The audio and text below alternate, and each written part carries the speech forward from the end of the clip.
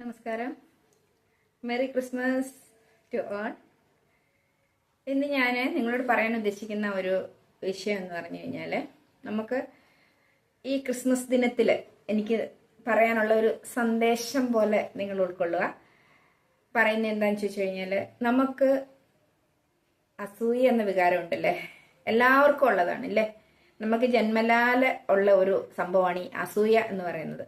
നമ്മുടെ കുഞ്ഞുങ്ങള് കണ്ടിട്ടില്ലേ, നമ്മുടെ കുഞ്ഞുങ്ങളുടെ കളിപ്പാട്ടം അങ്ങനെയുള്ള സംഭവങ്ങളൊക്കെ മറ്റുള്ളവരെടുക്കുമ്പം അവർ പെട്ടെന്ന് പോയി ചാടി പിടിക്കുന്നത്, അത് അവർക്ക് ഇഷ്ടമല്ല. അതെന്തുകൊണ്ടാണ്? ഈ അസൂയ കൊണ്ടാണല്ലേ. അപ്പൊ അതിങ്ങനെ നമ്മൾ വളരുന്തോറും ഈ അസൂയ ഇങ്ങനെ കൂടി കൂടി കൂടി വരും.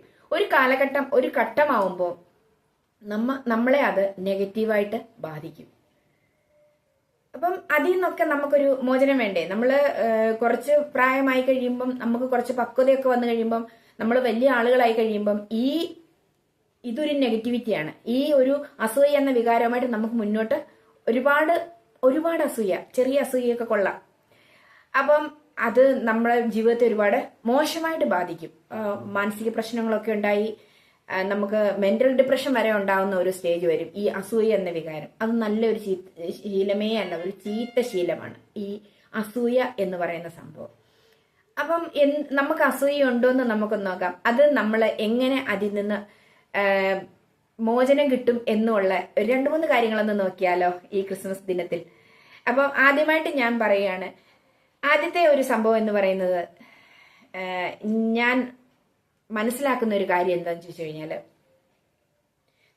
നമ്മളോട് ആരെങ്കിലും ചോദിക്കുക, നിനക്ക് അവനോട് അസൂയുണ്ടോ അല്ലെ അവളോട് അസൂയുണ്ടോ എന്ന് ചോദിക്കുക, എനിക്ക് അസൂയൊന്നുമില്ല എന്ന് പറയാം. പക്ഷെ അങ്ങനല്ല.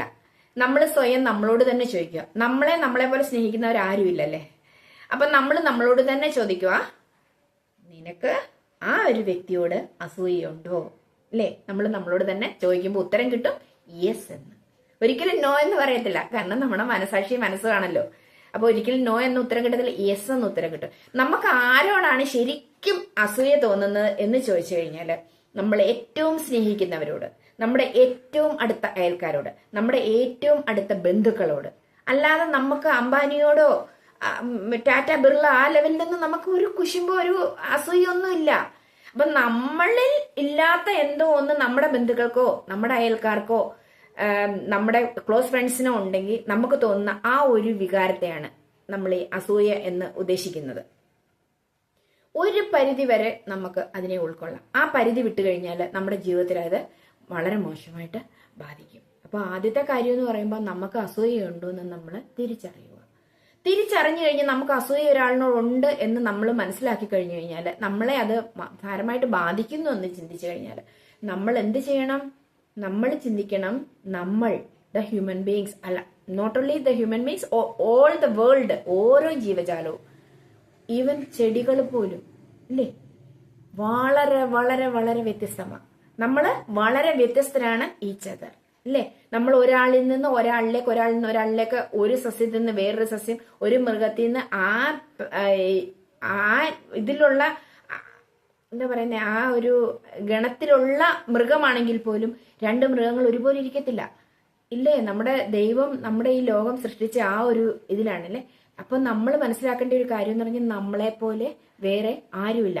ഒരു പക്ഷേ പാട്ടുപാടാനുള്ള കഴിവായിരിക്കാം, അല്ലെങ്കിൽ മനുഷ്യരോട് സംസാരിക്കാനുള്ള കഴിവായിരിക്കാം, അല്ലെങ്കിൽ പണം കൊണ്ടായിരിക്കും, നമുക്ക് പ്രശസ്തി കൊണ്ടായിരിക്കും, അല്ലെങ്കിൽ നമ്മുടെ സൗന്ദര്യം കൊണ്ടായിരിക്കും. എന്തോ വേറുള്ളവരിൽ നിന്ന് നമ്മൾ യുണീക്കാണ് എന്ന ഒരു ചിന്ത നമ്മൾ ഉണ്ടാക്കുക. അതാണ് ഒന്നാമത്തെ ഒരു കാര്യം എന്ന് പറയുന്നത്. രണ്ടാമത്തെ ഒരു കാര്യം എന്ന് പറഞ്ഞു കഴിഞ്ഞാൽ, ഇതിൽ നിന്ന് മോചനം കിട്ടാൻ നമുക്ക് സഹായിക്കുന്ന ഒരു കാര്യം എന്ന് പറഞ്ഞാൽ, നമ്മളെ സ്നേഹിക്കുക. നമുക്ക് എന്ത് കാര്യം ഉണ്ടെങ്കിലും നമ്മളോട് തന്നെ പറയുക, നമ്മളെ എംപവർ ചെയ്യുക, നമ്മളെ സ്നേഹിക്കുക. സെൽഫ് ലവ്, ഞാൻ നേരത്തെ പറഞ്ഞിട്ടുണ്ട്, സെൽഫ് ലവ്. നമ്മളെ സ്നേഹിക്കുക. നമുക്കുണ്ടെന്നേ ഒരുപാട് കാര്യങ്ങൾ നമുക്കുണ്ട്. നമുക്ക് ദൈവം ഒരുപാട് കാര്യങ്ങൾ തന്നിട്ടുണ്ട്. അവർക്കില്ലാത്ത എന്തെല്ലാം കാര്യം നമുക്കുണ്ട് ഇല്ലേ.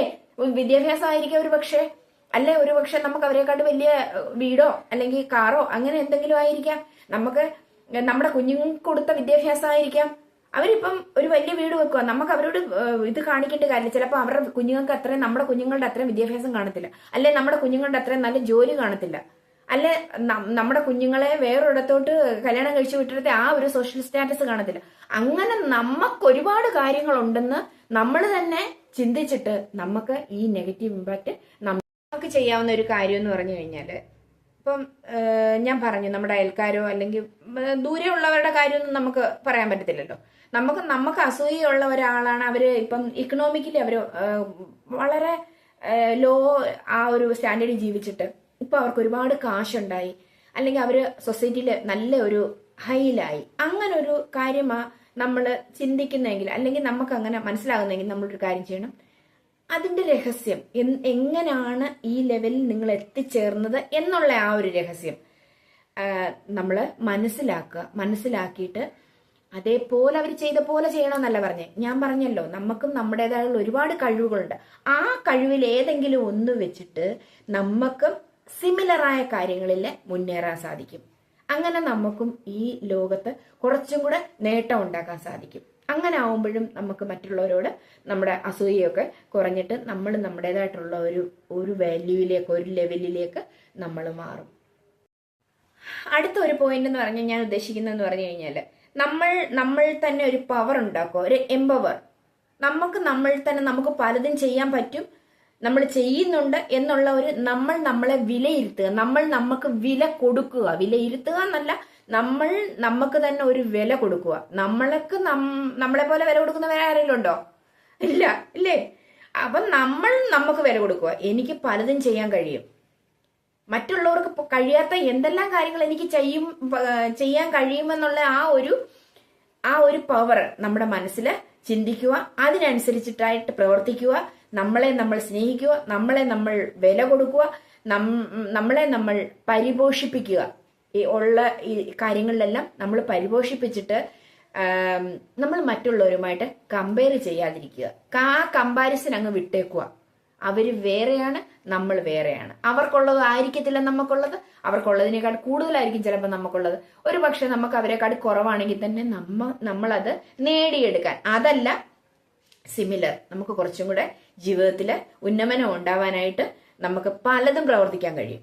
അങ്ങനെ നമ്മളെ പവർ ചെയ്ത്, എനിക്കിപ്പം ഈ പുതിയ ഞങ്ങളെ പോലെ പ്രായം കഴിഞ്ഞവരോട് അല്ല പറയുന്നേ, പുതിയ യൂത്തിനോട് പറയാനുള്ള 30 വയസ്സിന് ശേഷമുള്ള വെറുതെ ഇരിക്കുന്ന കുഞ്ഞുങ്ങളോട്, അതായത് ജോലിയൊന്നുമില്ല, 24 മണിക്കൂറും മൊബൈലിനകത്തിലും കുത്തി ഒരു ജോലിയും ചെയ്യാതിരിക്കുന്ന കുഞ്ഞുങ്ങളോടാണ് എനിക്ക് പറയാനുള്ളത്.